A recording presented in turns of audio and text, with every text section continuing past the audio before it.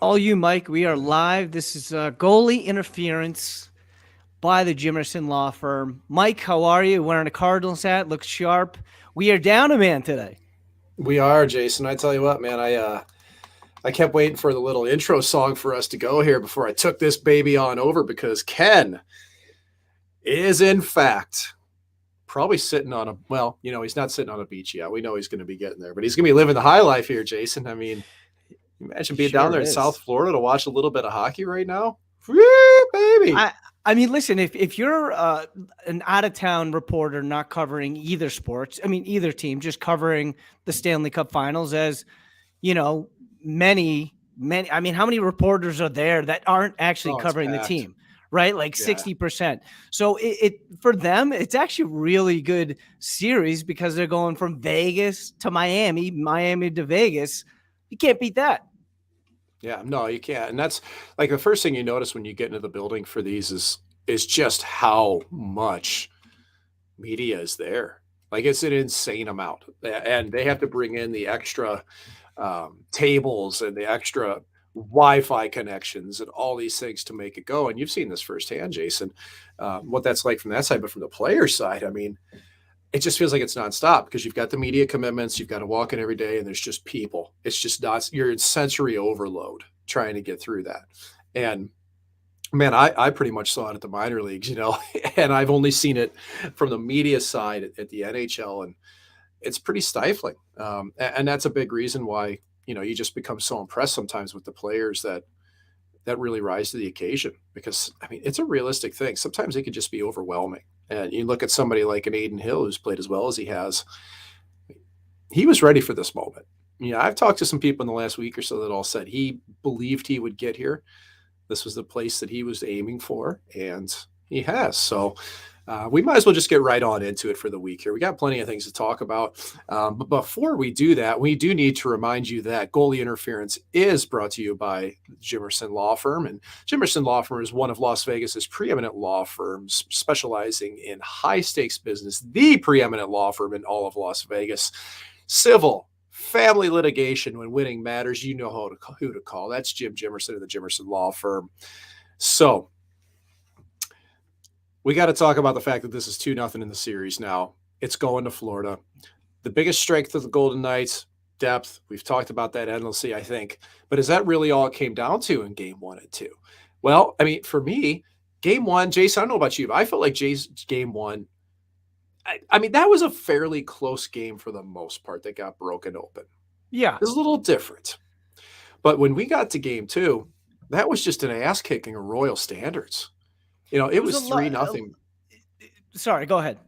Yeah, I mean 3-0 before you know it. Bobrovsky gets chased after 4, and Florida looks lost.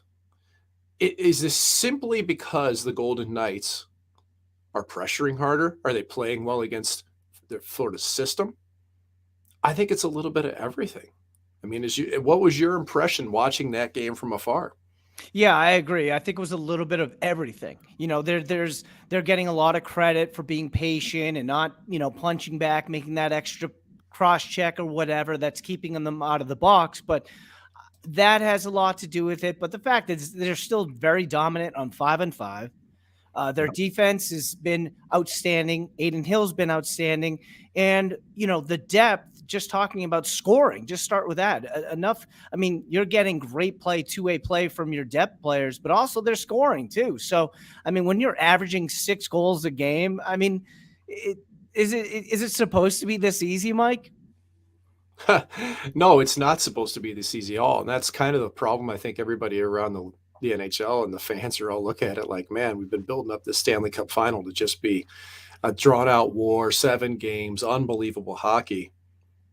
It really hasn't been very compelling at all. No. I mean, listen, if you're a Golden Knights fan, man, it's a party, dude. Like, I mean, and the Florida Panthers predictably turned game 2 into an absolute mess.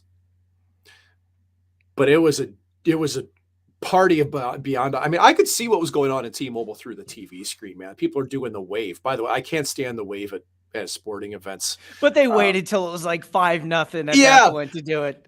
yeah. But like, what my point was, I was going to make was, I come from this like super traditional baseball market of St. Louis where the wave is just like it's disrespecting the game, you know? You're just like looking down your nose at anybody doing this.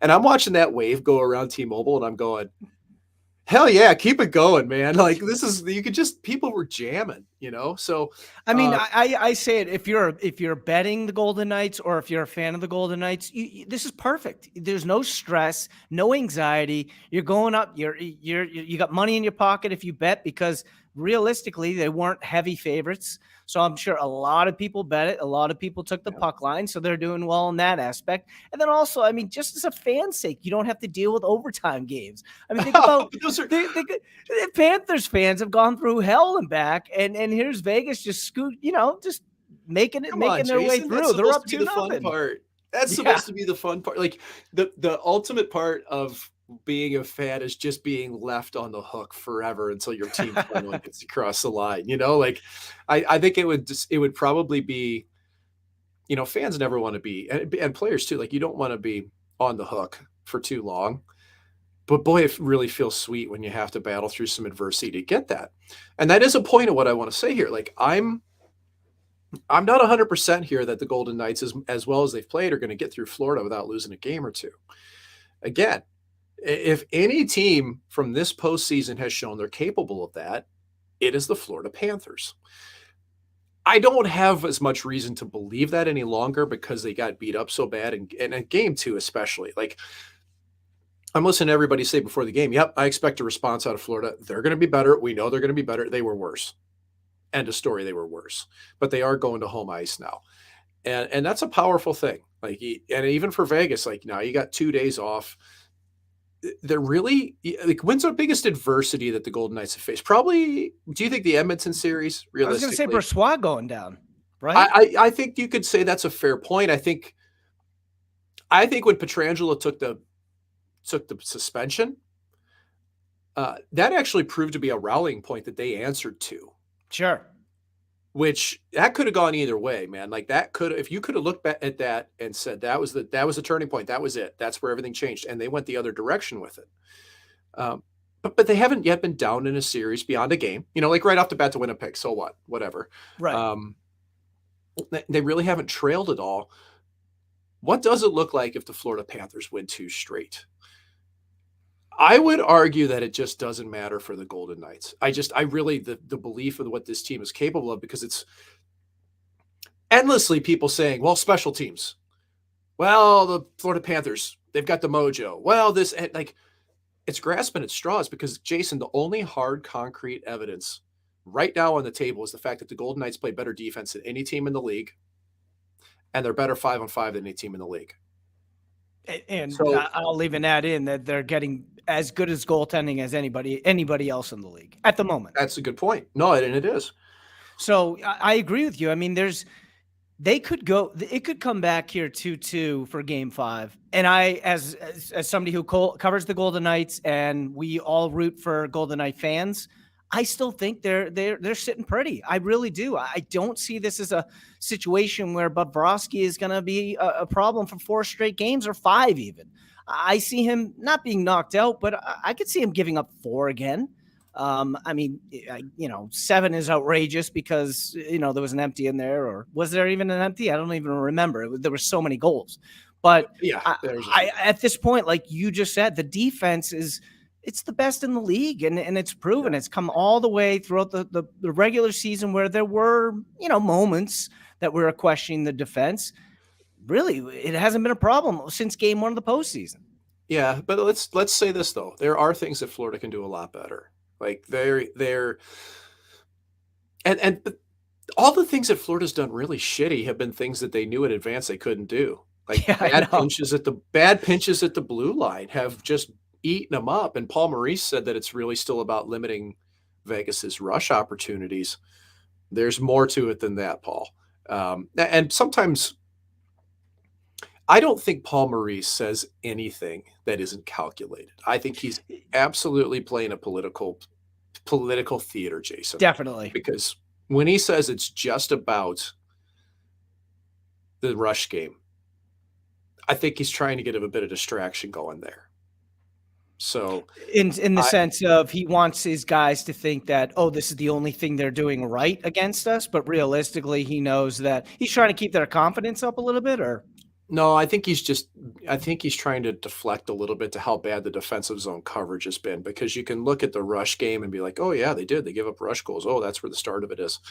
But they've been so bad defensively in their zone, blowing coverage. I mean, watching Ekblad run to the corner to allow the middle of the ice to take over and Jonathan Marchessault to just walk right down Broadway. I mean, made it it was like really, watching Ryan Suter again. yeah, And yeah, Ekblad is a hell of a defenseman. yes. And so, Florida's going to have to clean up the mental side of the game. They've been so aggressive all season. That's what they do. Like, they are an aggressive team. They're aggressive on their pinches. They're aggressive at taking away the walls, which the Golden Knights have now figured out.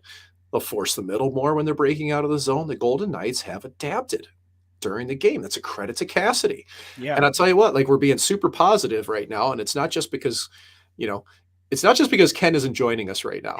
Like, Ken's usually our Debbie Downer, bringing us back to earth here. But I'm trying to lay out what the Florida Panthers can do better. Like, honest to God, staying out of the box, really, it really hasn't even mattered that much until the end of the game, when they made it a joke. Right. Like, I mean, I really, haven't. We on our thread, I have not been a fan of the officiating all series. Frankly, I just think that the referees are on TV too much. The officiating, I hate that. I hate when please when keep. we I'd like you to expand on this. Floor's yours. okay. I hate when I get to know the officials' names more than I know some of the third, fourth line to the other team. It's just absolutely too much. I understand they're trying to clean it up, keep it clean at the end of the game. But game one, they're only down 2, and they kick out their best player, from Florida's best player, and they're only down 2 with 4 minutes left. That's not the Stanley Cup Finals that, as a hockey fan, I want to see. Now, Golden Knights fans, they want that every time, and I respect that. But me personally, the officials are just way too much into the game. They're letting too much. They're trying to control it too much, to the point where it's not controlled. Yeah, I'm of the opinion that refs just don't matter. Mm-hmm. And I do think they've actually, especially at the end of the game, kept things in check. Like, the Panthers put out 5 defensemen on the final draw last game. And I almost feel bad for Brandon Montour, because that guy hasn't had a point in 10 games after starting off real hot in playoffs, having a career season during the regular season. And then he lost the faceoff. And I'm just thinking, this guy can't get a moral victory to save his life right now. He's going to be a pissed off player come game 3, I think. But let's take a look at this, though, from the Florida side. Like, their forecheck is everything we always heard. How have the Golden Knights been able to stymie that forecheck? I mean, Jason, floor is yours. I got my opinion, but it really hasn't been as big a factor as we expected. Why?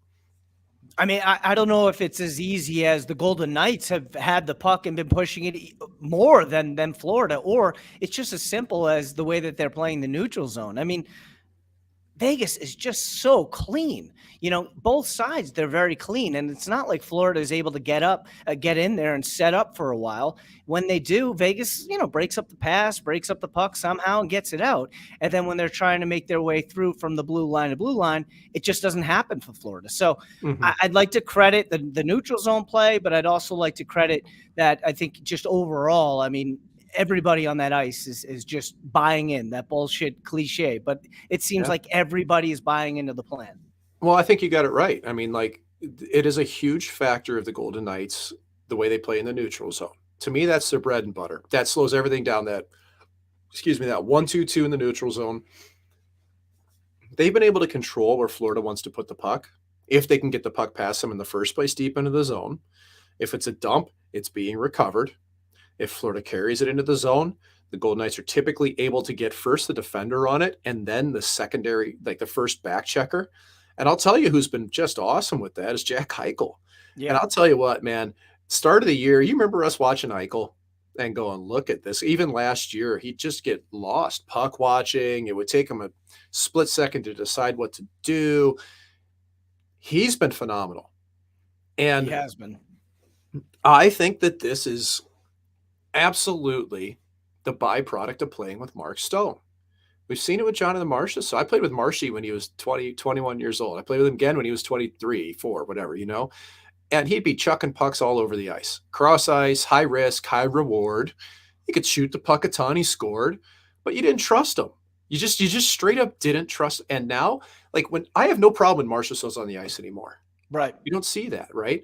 Like if you wanted to see what Jonathan Marchessault was like when he was younger, you could have watched Jack Dugan play for the Henderson Silver Knights a year or two ago.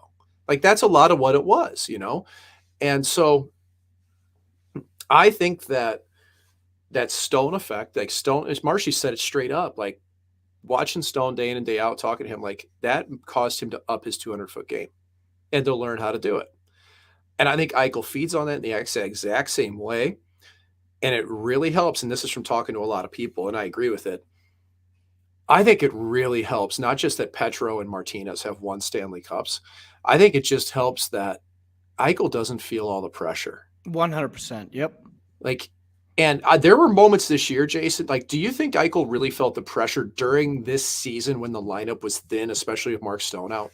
Yeah, I think so. I think at times there were, like you said, when Stone was out, and maybe the team was struggling to score a little bit. And, there were times, you said it, there were times where he was on the ice a lot for goals against. So I'm sure, confidence when it comes to his two-way play wasn't as strong. Now it just seems like this is a natural fit for Jack. It seems like this is how he's played his entire career. So, Cassidy clearly deserves a lot of credit on that, but I agree with you. I think it's a Stone factor. I think that the fact that he is not the Jack Eichel that all these spotlight and fans are yelling for in Buffalo, I think it's a lot different.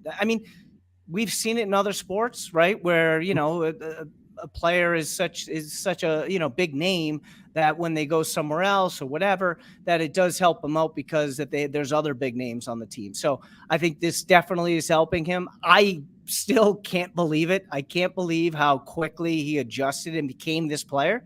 So I don't know. I can't believe he came back from that hit by you're Tkachuk. right.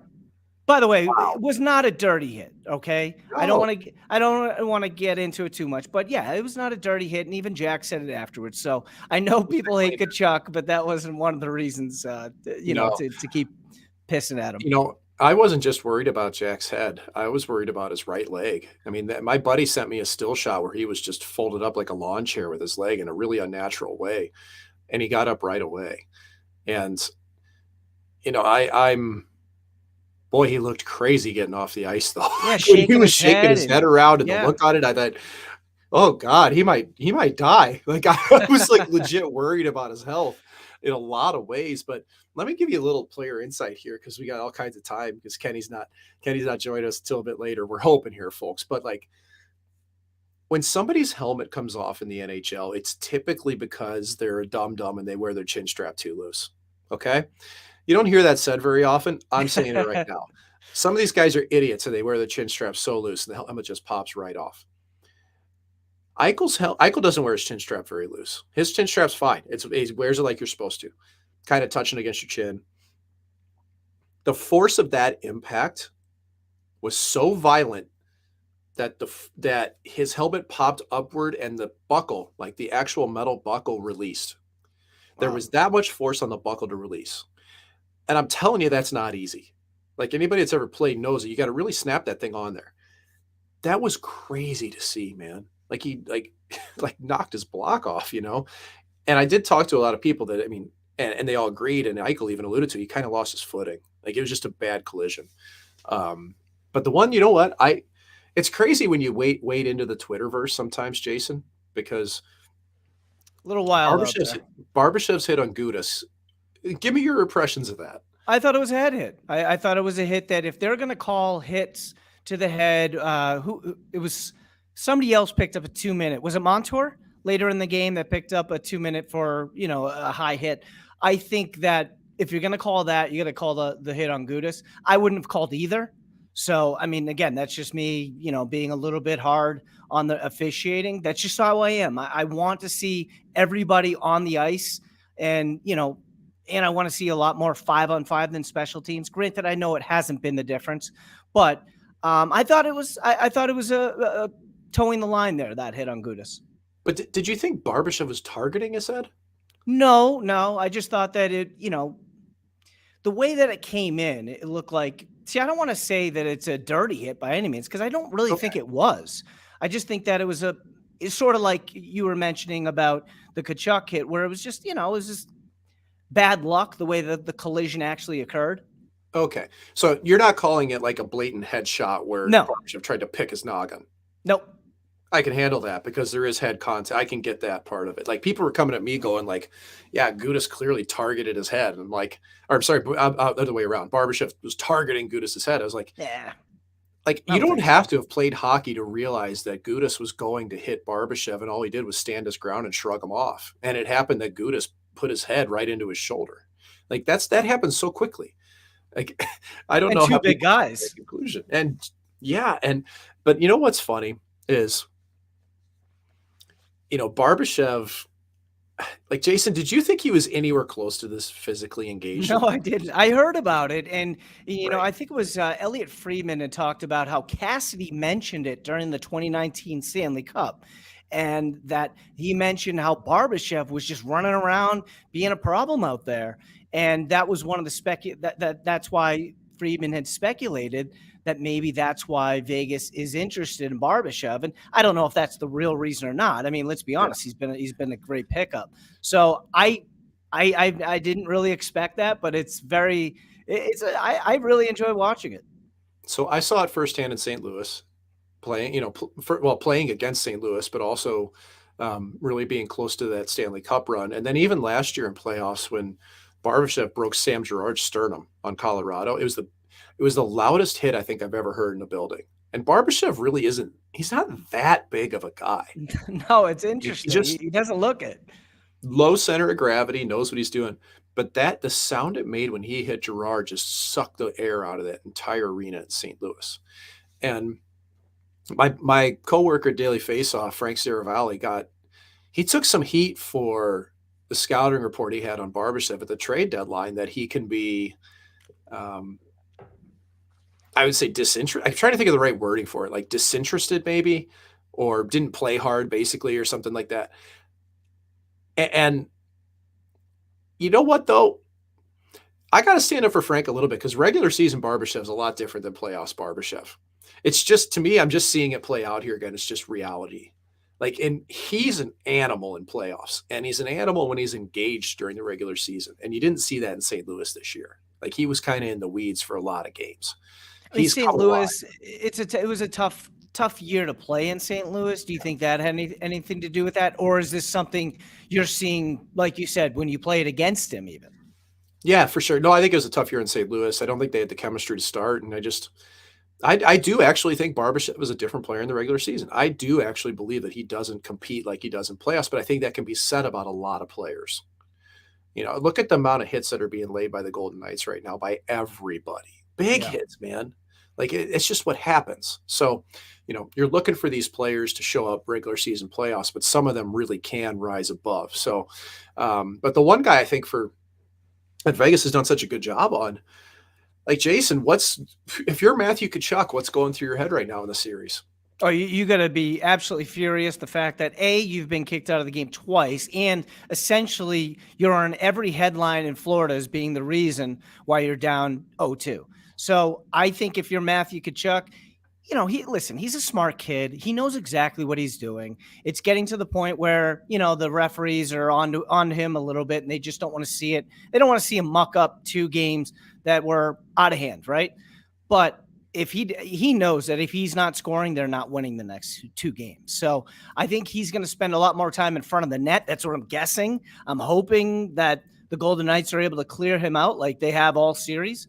But I would assume that that's what he's going to do. He's going to target the net and hopefully create some chaos in there. Then a loose puck happens, they can dish it in. The thing is, Tkachuk is so skilled. I think he's going to really need to rely on that as opposed to going out of the way for hits. It hasn't worked for Florida at all. And like all the mucking it up that you've seen is really, for the most part, that's been at the end of the games.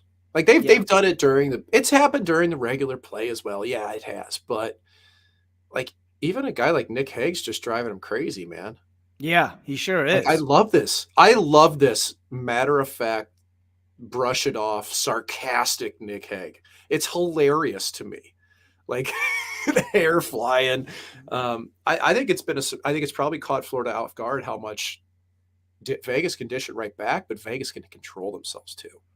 So that Is that part's Maurice? I mean, that's one of the things that I don't remember seeing from Winnipeg. Like I don't remember Winnipeg being so out of hand when it came to, mucking up a game or late in the game when it's out of hand. I don't remember that. Is this something that he has in him, or is it just that the roster is what it is and he's using every ability from each player?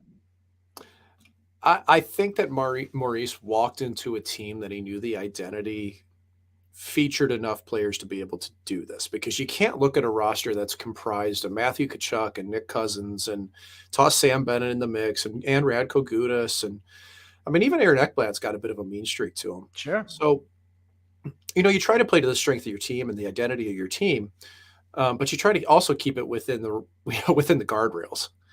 And thing about Florida is that they could play, they could dance on the guardrails in the regular season and even through the first couple rounds. You know why? Because Toronto's soft, Yeah. and Boston was just shell shocked. And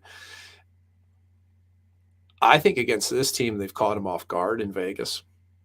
I think that they don't really know what to do right now because it's not being effective on them, especially because special teams have not been in Florida's favor. And that's a huge story. Like, how many times I've had a friend of mine tell me every series, I think Vegas's penalty kill is going to finally catch up to him. Jason, is it catching up to him yet? No, and I wish we had Ken on here, because that's him and I discussed this on the podcast yesterday. All these numbers that we all expected were to drop and go down and can't keep up, they are, and now here they are up 2-0, and what do they have, 9 goals? I mean, 12 goals or whatever they got. So I mean, it's all playing out right, and I think all three of us went into this postseason saying that if Pete DeBoer was their coach, they would be exactly where they are. I take that back now. This is something different that we've never seen underneath the Golden Knights. We've never seen this type of team where they're just so resilient. Even if they're down 1, they know they're in the game. When it's tied, it's leaning towards the Golden Knights' favor. It just seems that everything is coming together right now. And I got to give the credit to the players, but, just as much to Cassidy. Well, Cassidy would get my Conn Smythe if he could for the entire season. Honestly, man, and there's so many good players on the Golden Knights that have played up to potential. We haven't mentioned Pietrangelo at all. We haven't mentioned the decor. Haven't mentioned the fact that Shea Theodore is suddenly Shea Theodore again, right? Like, finally. Like it really is kind of like this whole convergence thing. But Cassidy he makes these adjustments in the game, these minor adjustments, and you can tell how analytical he is. That, hey, okay, well, they're forcing the walls. What do we need to do now? It's time to expose the middle of the ice a little bit more.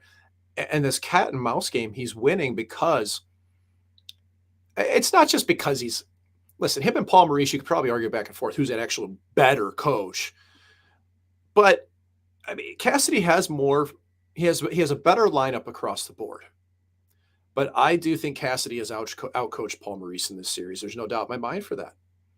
I think essentially he's outcoached everybody. I don't really think he necessarily needed to outcoach Bonus in the first round. I just don't think the team was really there competitive wise against the Jets. Yeah. So, but I think he outcoached DeBoer and Woodcroft before that, and definitely Maurice right now.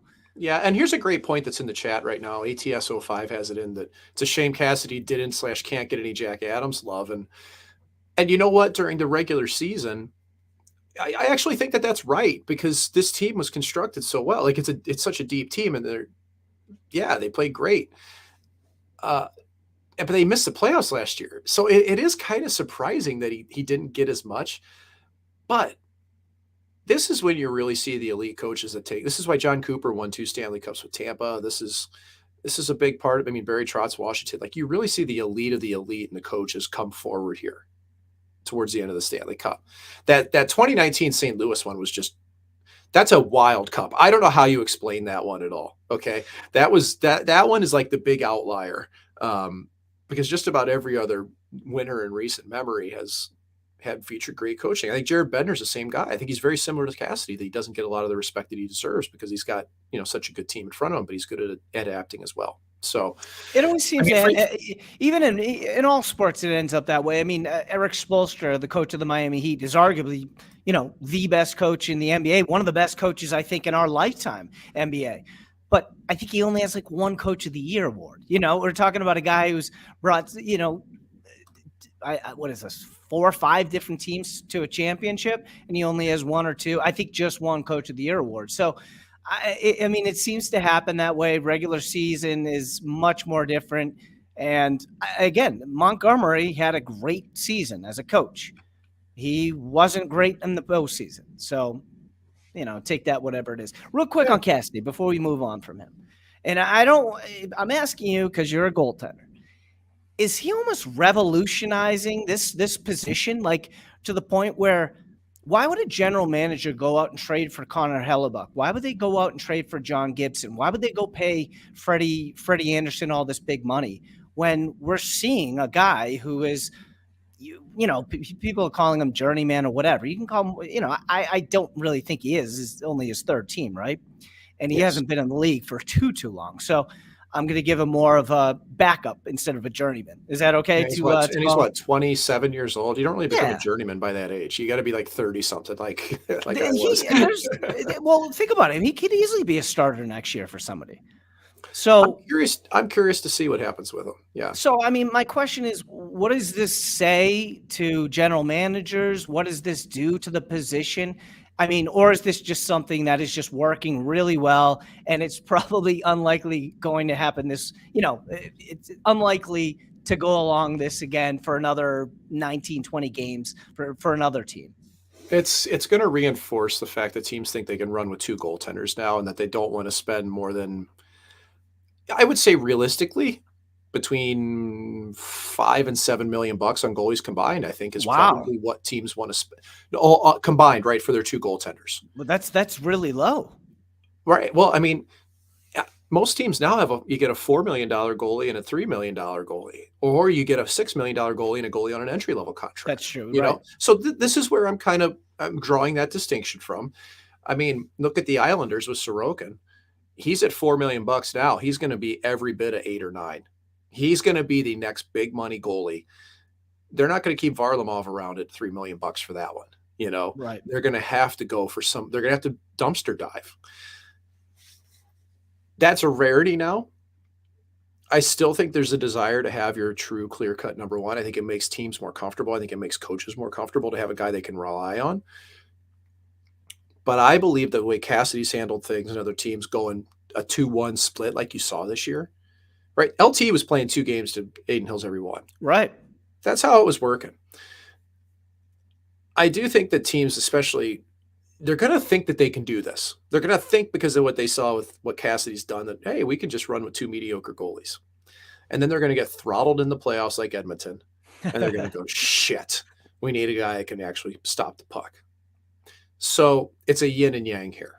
If you get a coach like Cassidy, or even Barry Trotz like he did with the Capitals, Holtby, I hate to break it to a lot of people, Holtby was an okay goalie. Okay. And I mean that with the highest amount of respect possible. Okay.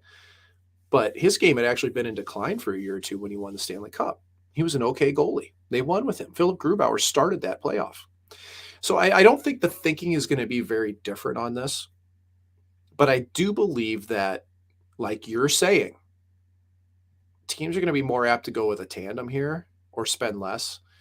And I think what this ultimately leads to is there's going to be a hell of a lot of goalies making between $3 and $5 million, unless they're on an entry-level contract. Because you've already seen Spencer Knight's at like 4 something. Cal Peterson, that terrible deal that just got traded to Philadelphia, that's $5 million. The going rate for goalies, Aiden Hill will get paid for more than $4 million. End of story. No way around it, I think. I don't. He takes a steep discount. I'm not saying he doesn't deserve it because clearly he has earned it in this postseason. It's just as a general manager, I'm not quite ready to give him 4 or 5 years at 4 million because he's only done it for a month and a half. And again, I listen, you and I argue about this. We have fun, but I Yeah. think that he should get the Conn Smythe. He's probably not. I think Eichel and Marchessault would probably be the leaders at this point. But I mean, he deserves some sort of secondary award. But I just don't think that I would be willing to pay for him as a starter next year for 4 million. And then I don't think I'm going out and I'm trading for Connor Hellebuck and sending 2 or 3 high picks for him. Now, if Montreal is going to go get Carey Hart, that's one thing because he's younger, I guess, and you can control his contract. I don't know. I just don't know after watching the Golden Knights run what the eagerness to spend or go out and get a costly goaltender is. Yeah, it's not going to be high at all. They're good with what they have in my eyes. Still think they believe Logan Thompson to be the goalie of the future for Vegas, the here and now. So I agree. I wouldn't go out for Hellebuck unless I'm a Pittsburgh or somebody, right? That's a team that desperately needs a goalie to shore up their goaltending, period. Right. Mike Sullivan's systems, more run and gun. Tristan Jarry's been hurt or it's been inconsistent to Smith. They need an overhaul of it there. Thing is, if you get Hellebuck, you don't want to give picks up for 1 year. You want to have him in perpetuity. You want to sign him. And his next contract, it's going to start with an 8-2. Unless you get him long term now. He's 30 years old. If you get him on a 7-year or 8-year deal, you could probably get him for way less. Because they're not going to want him at 36 or 37, most likely. You can pull an AAV way down there to maybe into the 6.5s or 7s if you're going to do a long-term deal, which, if you ask me, that might be smart money if you're Hellebuck. I agree. And wouldn't you think that he would jump on any American club deal? Because let's be honest, he does not want to be in Canada any longer. He wants to be, he's from the States, whatever. I would. I'd want to be in the United States. I would too. Yeah, straight up. So here's the thing. Let's talk Hill just for a second before we move on, because I think this is really pertinent. This is going to be the conversation amongst fans for sure, especially when the Golden Knights win the Cup. I think the Golden Knights would be smart to retain him. I would like to see Logan Thompson and Aiden Hill back in the crease next season. I think that's plausible. Robert Leonard could be on Mars right now for all we care. We're not worried about that. Okay. We're not. We don't know what's going to happen there. You don't worry about that for now. It'll work itself out. Thompson will be healthy. Thompson still has a ton of upside. Hill has grown into it. Hill has a great relationship with Sean Burke.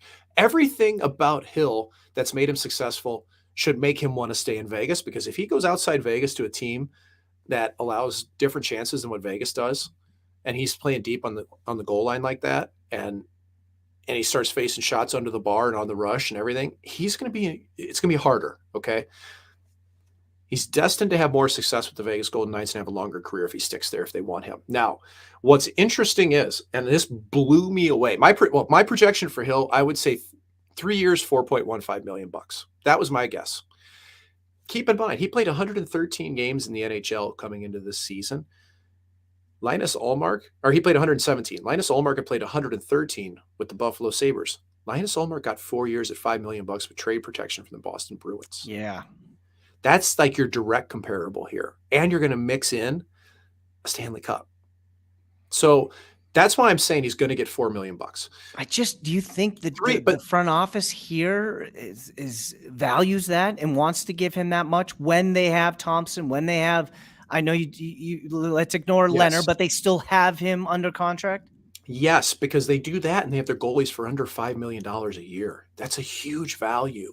That's totally acceptable. And you reward the player, and then you get Hill 1 year past Thompson. And that's important. You don't want your goalies to stack up at the same time, if you ask me. Now, here's the thing. There's an article in The Athletic that came out a couple days ago about Aiden Hill. It was not by Jesse Granger. Oh, and I think that's important here. All right. And so I need to pull up who wrote this one, because I want to make sure that I get this one right. But it was a background on Aiden Hill. The rise of Aiden Hill. It was Joe Smith. In the article, there was an interview with Hill's father. There was quotes from his father. in-depth quotes from his father. Where Something his as a player you don't want, right? There's 2 rules. Don't talk about the team and your teammates, and don't talk about money and contracts. You could talk about your childhood, all that type of stuff. It's great. But what's his dad's name here? I got to find it real quick. I want to make sure I get this right. I don't want to be wrong with this. Kyle Peck. Okay. Okay. So in this, it says, it's coming here, I promise you. It's a great article, by the way. It's a nice look into Aiden Hill's past. But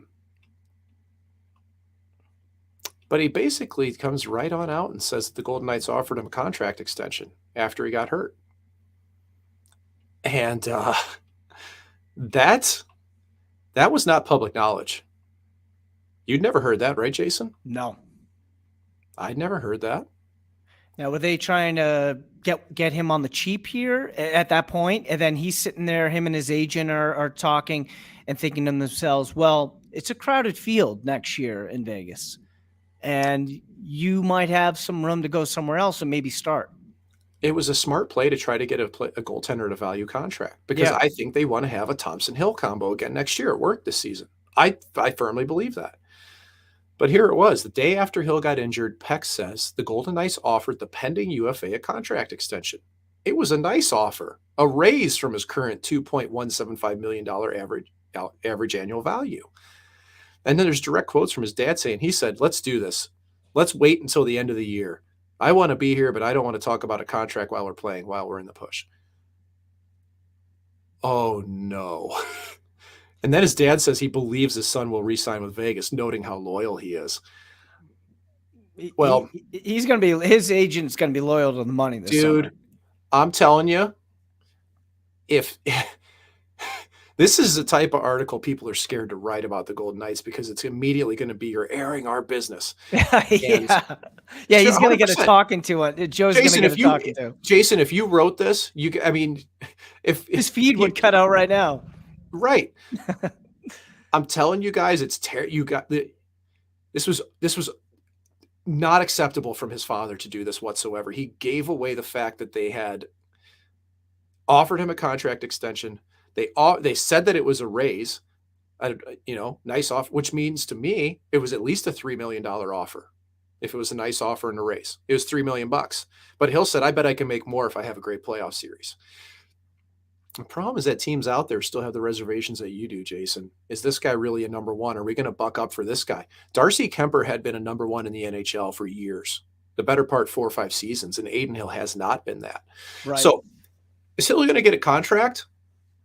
Yeah, no question, from somebody. Is Vegas going to screw him?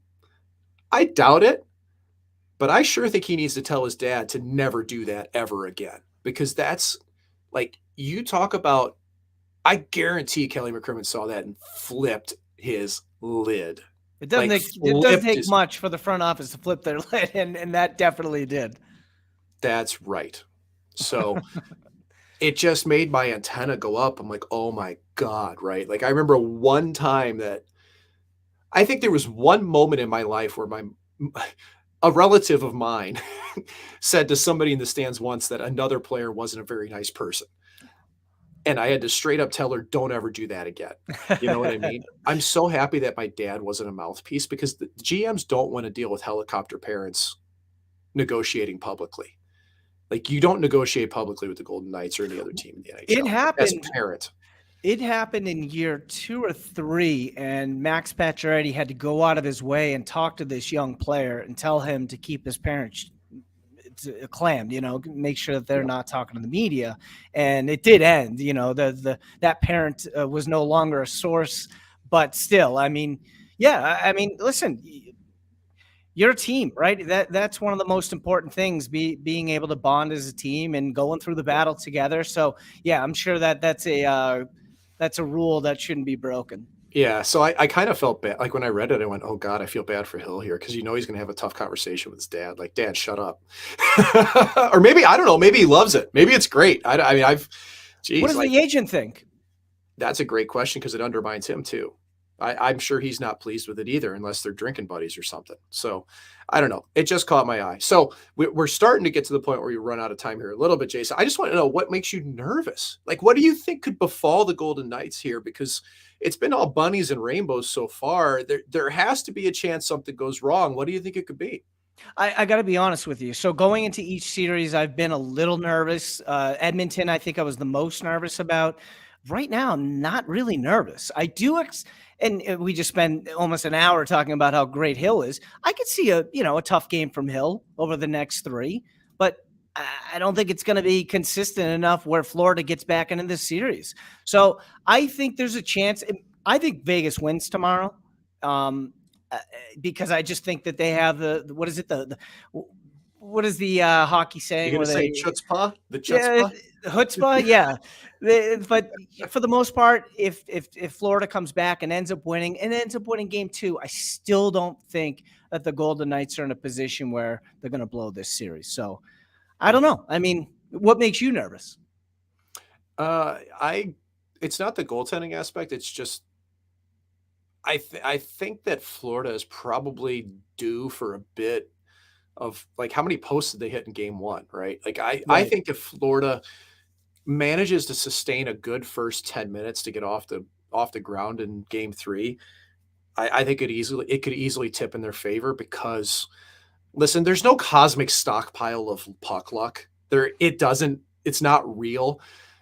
But it sure feels like it. Like, it does feel like Florida's due at least a bounce here or there for them to get a little bit rolling and build off of. It's very rare you go through a series without something happening that tilts it the other direction. And Maurice lets the officials know after every game. So, yeah. So, I mean, I think that's part of it. I don't think the referees will play a big role. But he can politic. Yeah, I saw Gudas is probably going to play again, which is actually good for Florida. I would have been without him. That team's they're thin on D in the first place. Yep, and without him, that's a huge part of their identity. Yeah, and I know fans here sure love to hate Gudas, which I love the guy. I won't lie. I love watching Radko Gudas play. And he's the definition of the guy that you just love to have on your team if you could have him. Fans in Vegas would absolutely love this guy if they had him, man. Like, he looks like a Civil War general, man. Like, he'd be a folk hero. So yeah, like, I worry about a bad 10 minutes on the road, like, kind of crushing Vegas, and a little bit of luck in Florida's direction and just giving them some juice to roll off of. But from a stylistic, from a technical standpoint,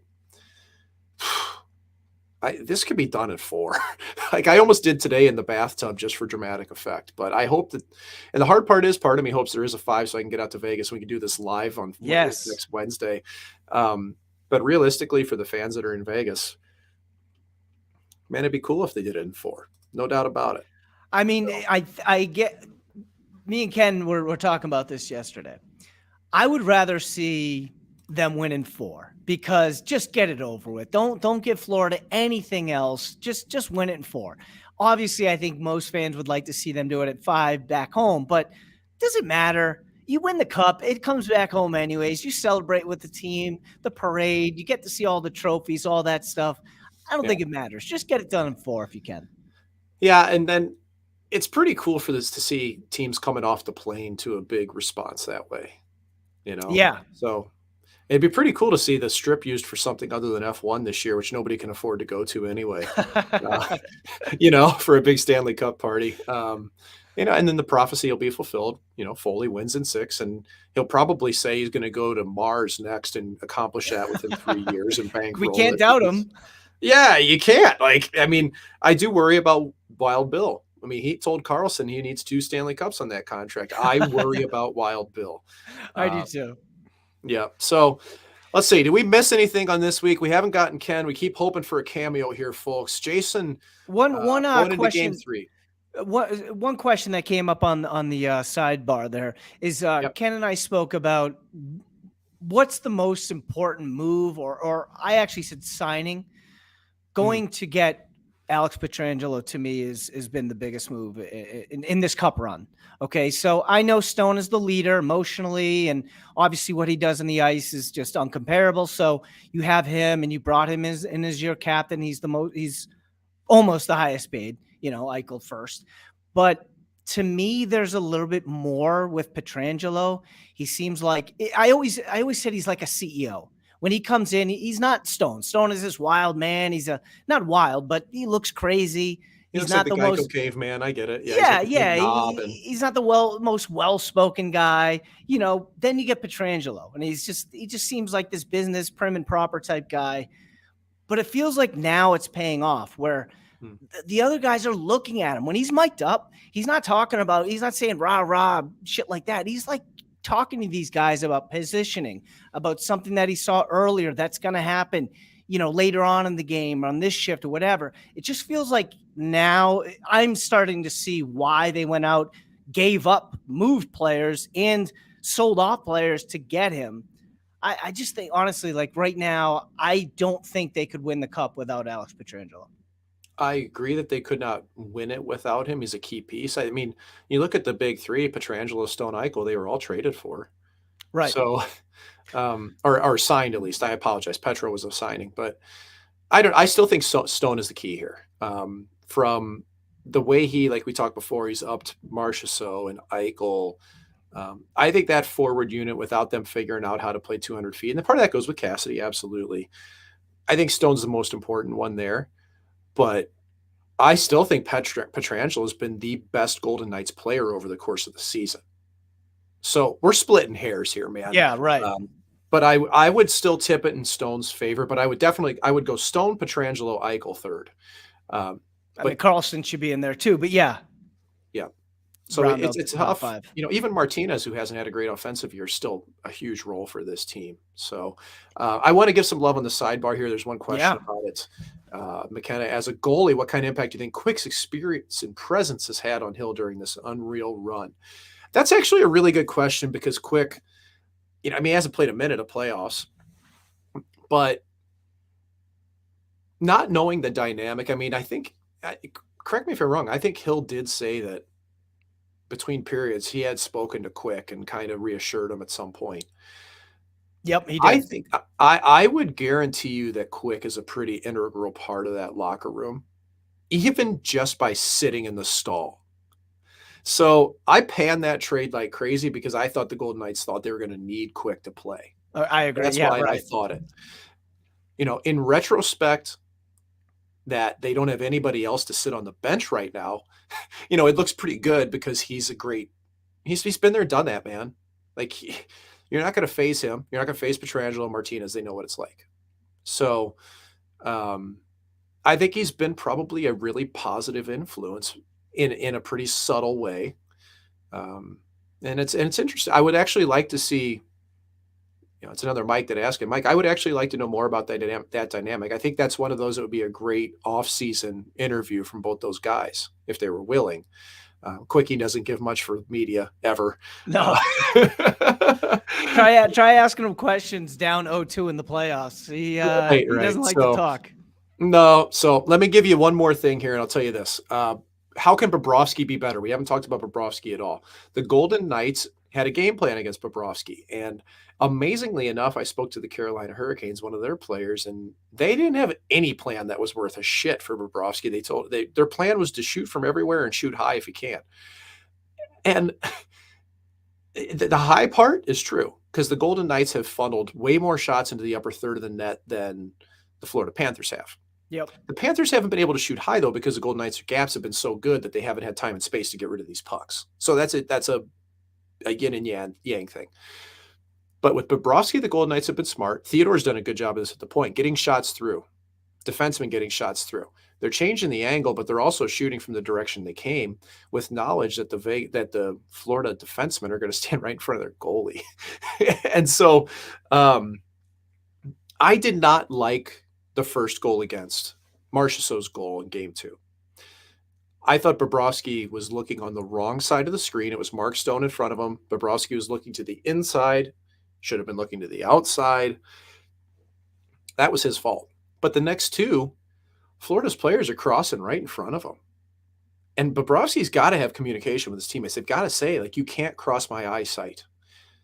And I don't think Bob talks to his teammates a whole lot in game or See, between they periods at all. highlighted something where he taps them after a play. He likes to tap his players on the back to let them know, thank you, whatever. But Yeah. is there not?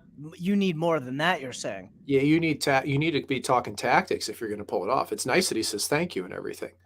But this screenshots on Bobrovsky were a trouble area in the regular season, more so than other goalies around the league by like 10%, I want to say. Okay. And I'm pulling that number out of my ass here admittedly because I don't have the numbers right in front of me, but I think if I remember right from the article, I remember Kevin Woodley from NHL.com, who's a great goalie mind, aggregated everything. Bobrovsky did struggle with screens more than most. And I think that's because of, one, his team is reckless in how they try to block shots. They just skate all over creation because they're so aggressive. But I think he gets caught looking on the wrong side of the screen a lot. And Vegas has exploited that. Carolina did not at all. So I am curious to see if there's adjustment there from Bobrovsky, if he's more patient on his edges, because I thought he got caught down a little bit early too in the last game. That led to him being slow to pucks. So I think Bob's got room for improvement. He could be an X factor for them if he cleans those two areas up. I just really I wanted to give somebody credit here. Who is this? Our Fred Todd. He's got a couple of nicknames here for Aiden. Aiden Hill has turned into Aiden Mountain, and then Aiden Himalayas. Aiden Tetons. Good job, Jeff. Good job. Hey, man, Hill's been great. But that's the thing, like those glove saves you're seeing him make. He faced a lot of high danger chances last game, but they were all into his pads, and he's 6'6", he's huge. Even those glove saves were mid-level glove saves. You're just picking cherries at that point. A clean read, you make the save, it's done. It's got to be under the bar. So is there a perfect goaltending body? So they talk about in NFL, the perfect quarterback. Yeah, right there. Let me take my shirt off for you. Yeah. Is there they talk about it all. Kilimanjaro. Hold on. Game over. Oh, Game over. Kilimanjaro. That's the winner. Brendan Cook, Kilimanjaro. That's it. Good job, Brendan. Good job. See, we got some jokers today. I like it. No, I was just saying, good. Is Hill like the perfect prototypical goaltender? The size that most coaches and most organizations think to themselves, well, we got the size, we got the build, we can turn him into a great goaltender. Close. I think size-wise, yes, like 6'4" or above is what you want nowadays. Really, I mean, really. That's crazy. Kind of like you're almost looking a little smallish, which is me. I think 6'4" is really prototypical, 200 pounds or so, 205, lithe, but not bulky. The reason I don't think Hill's a prototype because he's not very flexible. And that's why he ends up on his backside a lot, is because he just doesn't have, at least for me watching, I don't think he has a lot of natural hip flexibility. And that kind of leads to him reaching for pucks more than pushing. So I don't think he's quite prototype, but size-wise, yeah, I think he is. He's probably a little bit thicker than what you typically think of. But yeah, 6'4", 200 pounds or so. That's it's different now. I mean, this league, I'm sorry. I don't know if Wayne Gretzky's scoring all those goals with all these, these athletic, huge goaltenders. Yeah, time on ass per 60, TOA per 60. I'm trying to make it a thing. I said it on Toronto radio the other day, and it makes people laugh, but then they go, I think we should keep track of that. So there it is, TOA per 60. If they actually aggregated that stat, though, I guarantee you it would scare people stiff, man. Because you'd see, oh my God, I'm second in the league in time on ass per 60. I got to be more in control. It'd be a real number for him. So there's no deep number like that for goaltenders themselves to actually use? No, but there should be. I mean, I'll have to ask David Alexander, the Blues goalie coach. He typically tracks things that most don't. They're not for public knowledge. They'd be only something that I could possibly get shared with me on the DL, but it'd be interesting to ask him that someday if I can ever get a hold of him as well. So I tell you what, we're getting close to 10 here. Jason, we got to wrap this thing up and we got to get some predictions in. So let's go prediction for game 3, and then let's go prediction for the series and Conn Smythe. We might as well wrap it all up. So you're going to have to make 3 picks for me here, starting with game 3. Okay, game 3, Vegas wins 4-2.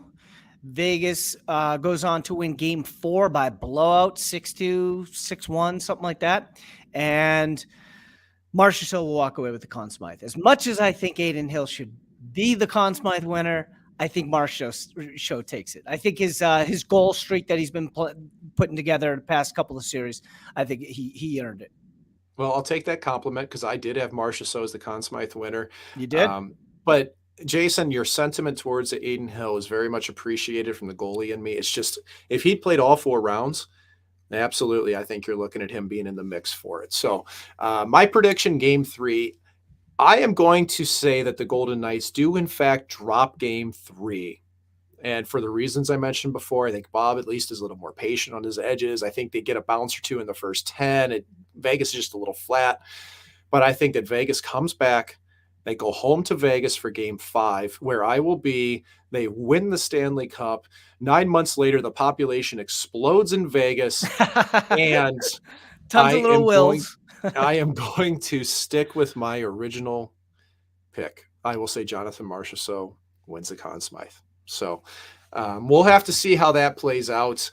And I guess we're going to go to a little bit of story time. But first, we do want to remind you about our friends at the Jimerson Law Firm who make this possible every week. The Jimerson Law Firm is one of Las Vegas's preeminent law firms specializing in high business stakes, civil and family litigation. When winning matters, call in the Cornell grad. They beat me in ice hockey all the time at St. Lawrence. I know Cornell's smarter than me. That's where Jimerson went. Call them in, seek out the Jimerson Law Firm. So quick story here, and it's one that I learned third party. And there's a guy, and unfortunately, this player passed away in the last year. His name was Lance Galbraith, and the guy was a notorious weapon. Unfortunately, he was the type of guy that we found out he passed away. We all went, oh, man, that's so sad, because he just liked to live on the edge, man. That's how Lance Galbraith was. I never played with him. I played against him. Major junior hero, won a Memorial Cup for the Ottawa 67s. Ended up playing for the Idaho Steelheads of the ECHL. And anybody who's an old school Wranglers fan is going to remember Lance Galbraith. This guy was a mega pain in the ass. He was tough to play against. He was a Matthew Tkachuk style player. He scored a ton of goals. He'd fight. He was tough. He'd get on your skin. Well, Idaho knocked us out in the second round of the playoffs, my second year with the Las Vegas Wranglers. Both years I played, by the way, we lost to the eventual winner of the Kelly Cup in the ECHL, which made me feel a little bit better. The first year was the Alaska Aces. Second year, Idaho Steelheads. So Idaho Steelheads get to the finals, and they're up, I think it's like 4-2 or 5-2. I don't know the exact story on this. And the head coach is Derek Laxdell. And I ended up having Derek Laxdell as our head coach with the Texas Stars when we almost won the Calder Cup in the American League. Really like him. Good guy. You know, he takes things pretty serious, but he's fun. And there's like 4 minutes left in the game and they're up 5-2 or something. I think it was 5-2. The other team pulls the goaltender and they score. So it makes it 5-3 with like 3 minutes left. Okay. And Laxdell's getting a little bit on edge on the bench, right? And he's, come on, guys, come on, we gotta get going. And Lance Galbraith was the captain of the team, and you could kind of tell that Laxdell was spiraling a little bit. And he turns around and looks at Laxdell, and I heard this, you know, like I say, it's secondhand, but I've got this confirmed from a couple of weeks. He looks at Laxdell and he goes, "Shut the fuck up! It's in the bag. We're gonna fucking win this. Shut the fuck up." So oh my god! The guy on the team looks right at his coach and tells him to fuck off, and he tells him it's in the bag. He goes, "It's in the bag. We're not losing this," because they were still up by 2 goals. So, what was the result? They won. They won. Okay, they did. They didn't allow another goal. He was exactly right. It was in the bag. They did win. But that story is one of those that, you know, you wish you live it on the first-hand basis personally, but when you hear it from a couple people, it just, man, it sticks with you. And kind of just brought back some really good. It's such a hockey story, you know, like you don't hear that in baseball or football or something. That is the ultimate hockey story, right? Yeah. there. He just turns around and yells at the coach, "It's in the bag. We got it." So I was reminded of it because that was obviously a championship moment, and it did relate to my time with the Las Vegas Wranglers, who, you know, for old time's sake, I think I'm just going to toss that guy up there. What a beauty. Yeah. Great logo. Yeah. So Jason, hey, great job this week, man. It was a lot of fun chatting with you. Yeah, I think we did all right. I mean, hopefully Ken is actually in Florida. I don't know what his. I mean, the poor guy, he had delay after delay, so Yep. he will be there covering the game and covering the next two games. For Ken's sake, he went. Remember, he picked Vegas to lose the first two and then go to win four out of the next five. So That's true. Ken's all thrown off now. So his Well, prediction, it's got to be in four. he did so damn well last round when he said Hill was going to have 2 shutouts. Like he nailed that one. So, all right. Well, until next week, we're going to have a goalie interference regardless, and we might be seeing a parade by then. So who knows? Thanks to everybody for tuning in. Thanks to Jim Jimerson and the Jimerson Law Firm. Good night, everyone.